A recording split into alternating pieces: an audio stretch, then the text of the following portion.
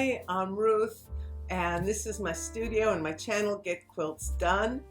And today it's the third way of using 2.5-inch bias strips for binding. So you can see it is very flat and very nice. If you compared it to another one, and this I did a different method, it's sewn on top, and this one is sewn on the bottom first. And this is what it looks like on both sides. It's actually much thicker, or to my eyes it looks much thicker. The advantages are it's completely sewn by machine. So let's get started. This is a quilt, it's a table runner, and I used it to practice doing free motion flowers, something I really love doing. We are going to be applying this binding. I really like it. I bought this material specially to do binding. Here you see 2 pins. I place them 12 inches apart. I start where the first pin is to sew, and I make sure I have at least a 10-inch tail. I sew all the way around, and you'll see when I get to it at the last stretch, I will re-measure because it's important to have exactly 12 inches. Okay, I'm doing the third way of putting on the binding. I'm just finally getting started.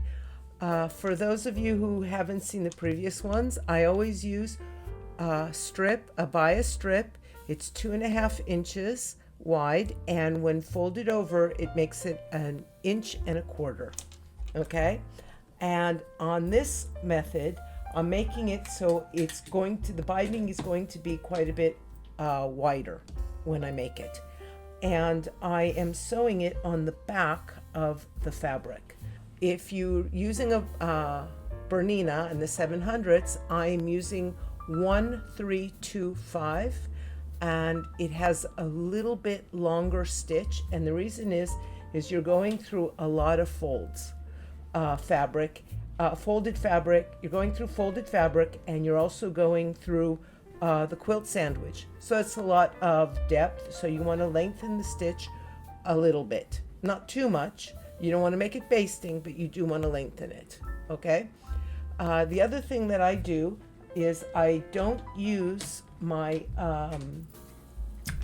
I have a scant 1/4 inch foot, and because I'm used to sewing it with one way and I don't want to use the scant 1/4 inch, I want to use the 1/4 inch. I actually create a 1/4 inch out of a foot that it matches up on the 3/8 naturally. So I have to move the needle.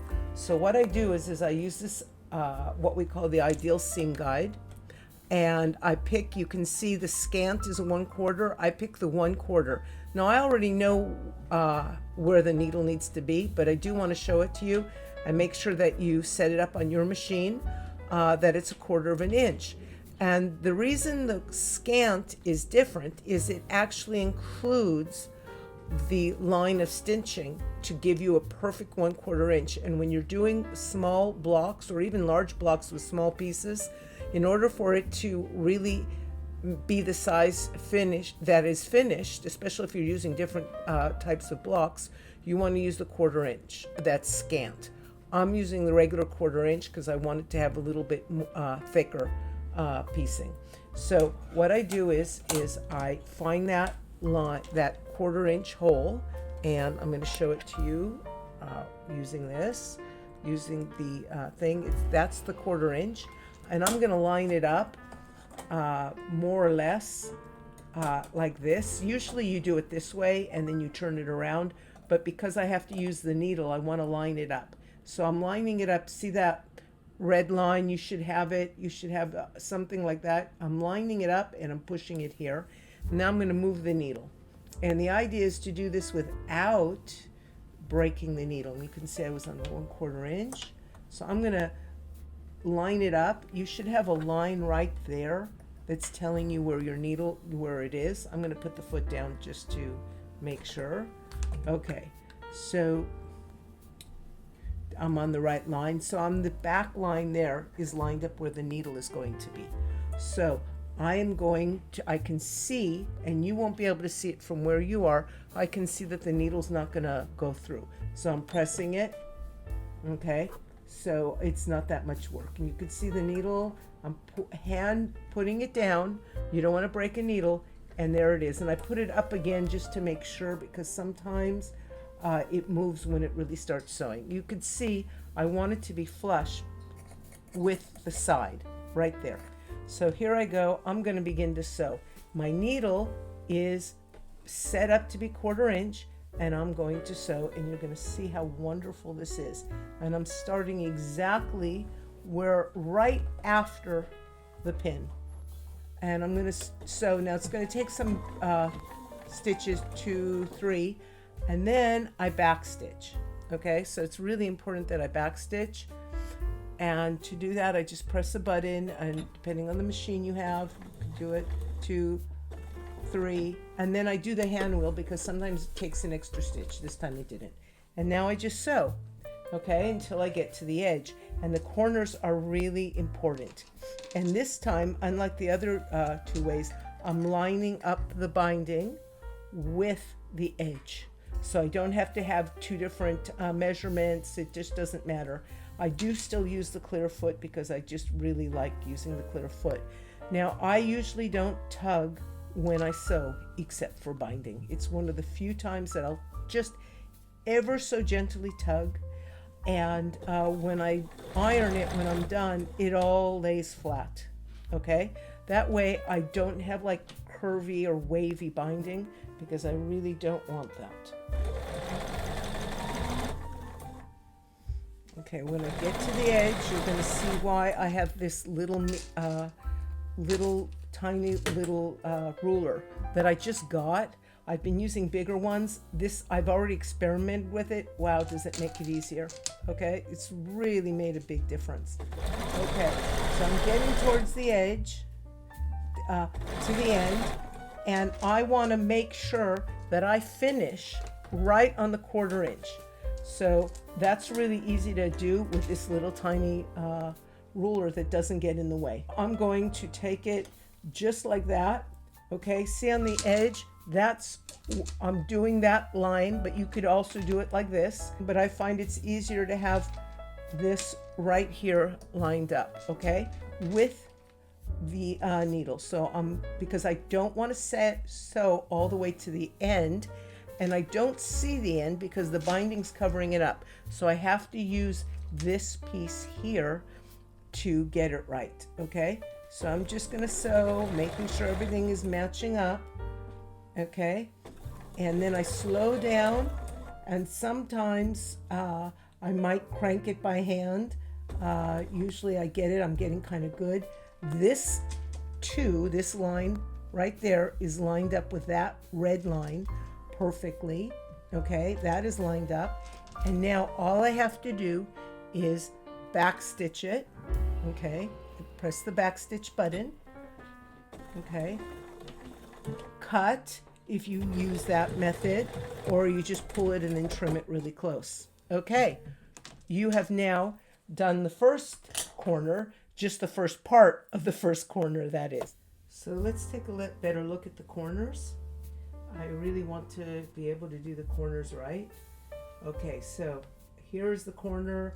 I showed you how I sewed, and you don't really see it here until the 1/4 inch towards the edge. I turn it over like that, you could see.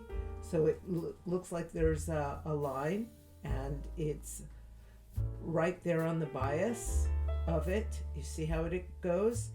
And it should go point right there to that corner.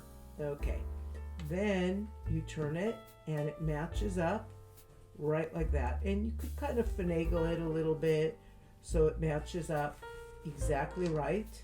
Okay, now I have begun to use tights on this section. I use less and less pins unless I can close them off. And the reason is I don't like to stick myself. I put the tight in right here underneath.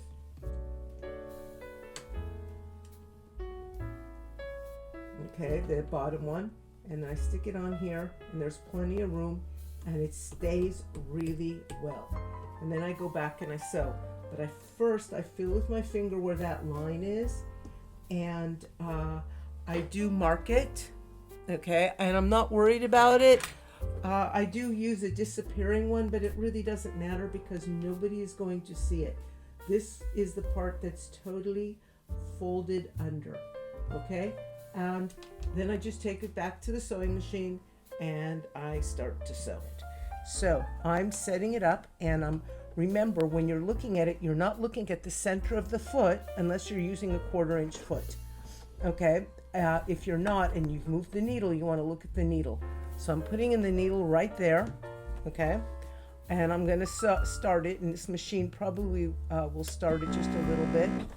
1, 2, 3, and I go back slowly, okay, ever so slowly, because I don't want to go past it, okay? And sometimes I just use the hand wheel just to start out, okay?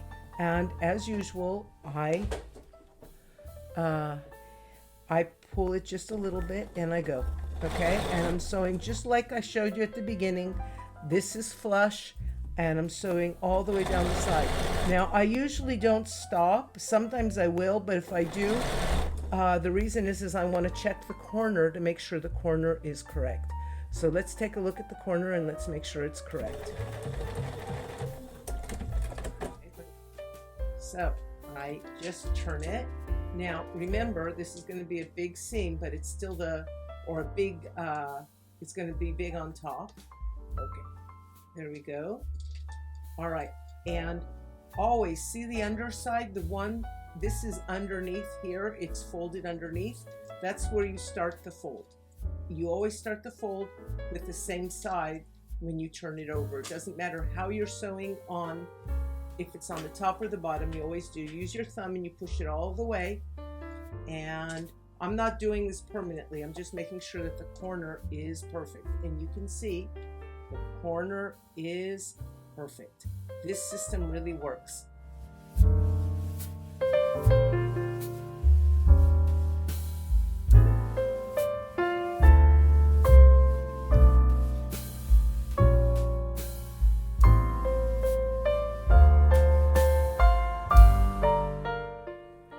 On the final stretch, I do remeasure from where I started. You can see here it's 12. There's a little star there on this measuring tape. And I'm making sure, and you could see if I bring it into the camera, you can see it's a little bit too long of a space.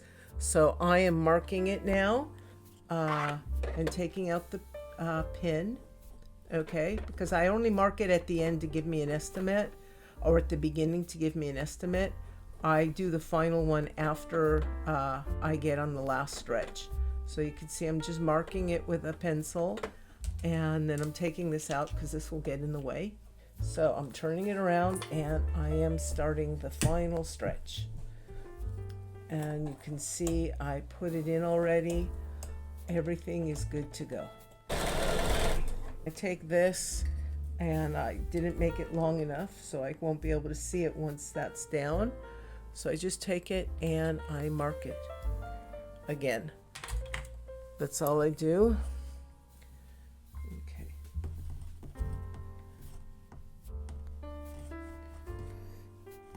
There we go. Now we can see it. When it comes in, I'm going to line it up with the red line on my foot, whatever foot you're using. This is, if you have a Bernina and you have a 9mm, this is a 34D foot. Yeah, it's quickly becoming my favorite foot when I'm not doing small little blocks. Everything else I seem to use it the most. Anything piecing.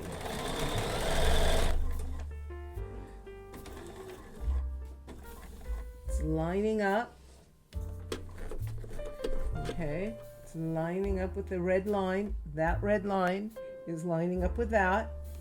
And I just put my needle down. I go backwards because you want to lock it in because you're going to be manipulating it quite a bit. Okay, there it is. Now we're almost done with the bottom part to sew on. Okay, still have a while to go, but fortunately I like doing this. Now I do measure 10 inches at least from this side because the tails on both sides have to be that. The binding tool. It is something I haven't had for that long. This is a notion where I don't know why I didn't have this before.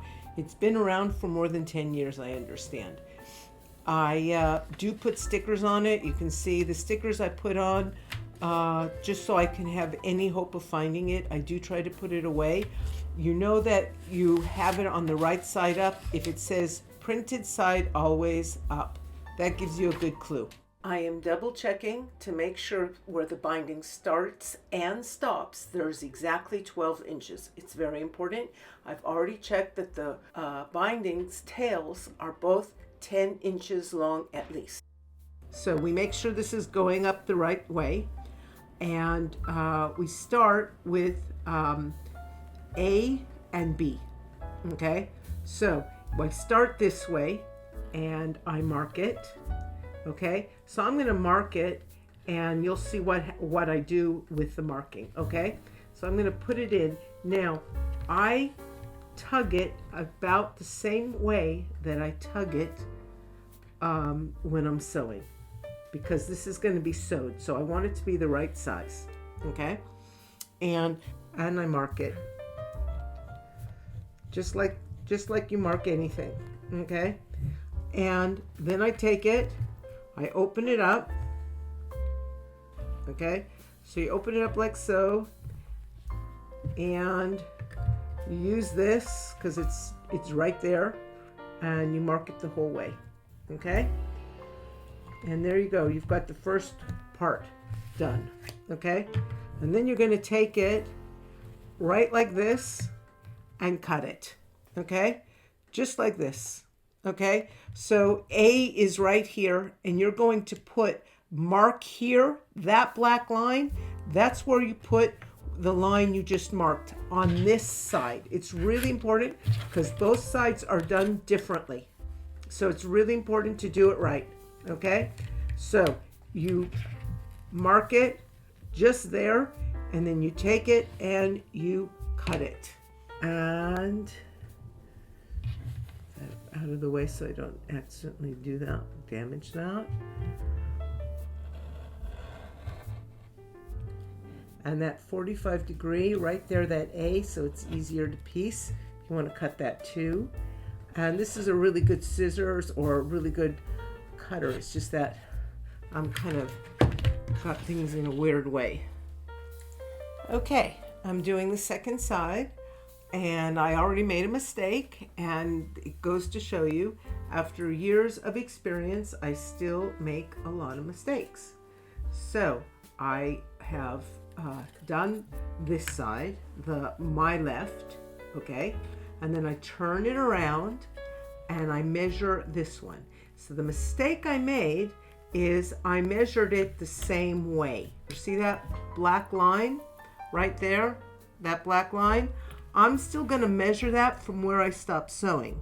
It's the same rules, but I cut it differently and I forgot that. So I am doing it again, and let me get this straight right here so I don't mess it up this time. Okay, so I am marking it, okay, and then I'm opening it up, okay, and then I'm marking it again, and it should be a straight line right there because that's where I made the mistake. Okay, so if I cut this one, the left one like this, I turn it around, but instead of matching up that black line, that's where I messed up. Take that same line, and this time I match it up here, and I cut it. So I'm going to do the same thing, and I'm cutting it, but I'm not matching up the line. See where I matched it up?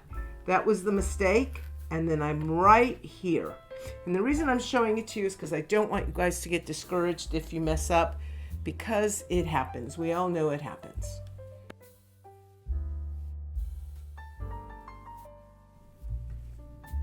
Okay. This is the way it's supposed to look. It's just this doesn't look nice and clean yet. I'm going to open it up and open up the seam, press it, and then sew it. Okay, I iron it, and you're looking at the wrong side or the underneath side of it because it was sewn on that side. And I also, what you're seeing is I clip any threads that I think I missed. I do iron it. I do tug it ever so slightly. I want to make sure the underside is laying flat. I find it's better for the fold to work out right. Right now I'm gluing it down. I glue it down using the Fons & Porter's glue stick. I will leave a link. It stays very soft. The needle goes through it without any problems. But what I also do is I iron it. I find it sticks better, and I have experimented with it, and it washes out beautifully. So I'm just going to show you the corners, and I do around the corners because I find it's easier. If I do about an inch away, I get it ready before I actually do the corners on both sides.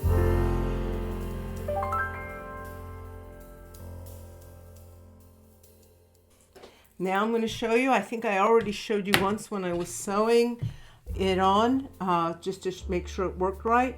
Something that I found out years ago, and I should have known it always. See this side? My right side is the underneath one. That has to be, when I turn it over, the underneath one that I start with always. And that's the secret. You don't go the other way. So this side is underneath. I turn it over, and this side is underneath. And then I put it down. I put it all the way to the edge with my finger, and I see if it makes a binding, 45 degree, and it does. So, and I make sure I push it that way. So I'm going to use a little bit of glue to make sure. Okay, I used to use pins, and they used to misshape things and get things out of the way, and now I don't. So I press all the way to there. Okay. And I press it just lightly. You don't have to use steam or anything else like that. And there it is. Okay, so I want it a little bit better. And there it is. It's perfect. So now that I know that it's perfect, I am going to, and usually I don't say perfect. I say it's excellent because I strive for excellence, not perfection, or believe me, I wouldn't get anything done. Okay, and I press it so it's in there really well. Okay, and that is the way the corner is going to look. Okay, I will see you back when I'm finally done and ready to do the final stitching. See you soon.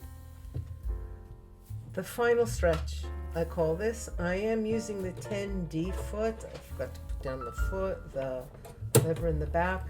I think you could use a C foot on this if you have a Bernina. If you can also use the regular foot if you don't have 9mm or you don't want to use it. I do have an edge foot that's like that, but I prefer to use my 9mm. I am using a straight stitch, and I have a stitch length of 2.0, and the needle is over to the right 2 places. If you don't have a Bernina, there's still edge feet around, and I would recommend using it. You don't have to. You can also use a fancy stitch to finish this off. It would look great, but on this I want to keep it very simple because I like the quilting stitch that I used. This is very simple to do. I usually start in the middle. I don't start on the edges, and I just sew. It's just a pleasure to do it, and I know I'm at the end.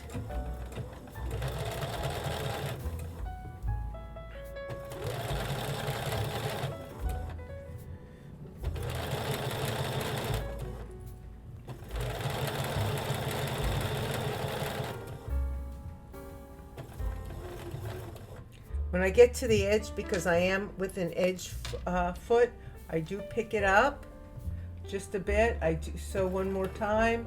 I pick it up so it goes over it. And usually I have a magnifying glass so I can see what's going on at the needle really well. But I don't, because there's no way of me getting the camera in for you to see it. but I would recommend using a magnifying glass when you're doing this. I use the hand piece in order to get the edge where I want it, and then I just turn it. And you can see you get an eye for it. I have something stuck in there that I don't want. And here you go. And I just begin to sew again. I get to the next corner and I do the same thing.